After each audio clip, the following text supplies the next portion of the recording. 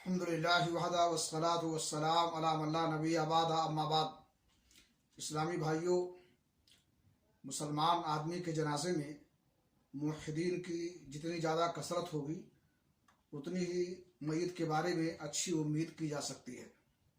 صحیح مسلم شریف کی حدیث ہے، اللہ کے رسول جناب محمد رسول اللہ صلی اللہ علیہ وسلم نے فرمایا، ما من مسلم یموت فیقوم علی جنازتہ 40 رجلا لا یشرکون باللہ شیئا الا شفعهم اللہ فیہ۔ یہ کوئی بھی مسلمان بندہ وفات پا جائے اور اس کے جنازے میں 40 ایسے لوگ شریک ہوں جو اللہ کے ساتھ کسی کو شریک نہ ٹھہراتے ہوں، تو اللہ تعالیٰ اس میت کے حق میں ان کی سفارش قبول فرمائے گا، یعنی اس کی مغفرت کے لیے وہ دعائیں کریں گے تو اللہ رب العالمین اس میت کو بخش دے گا اور ان کی دعائیں قبول فرمائے گا، بشرطے کہ وہ میت بھی ایسا ہو جو مغفرت اور شفاعت کا قابل ہو اور مستحق ہو۔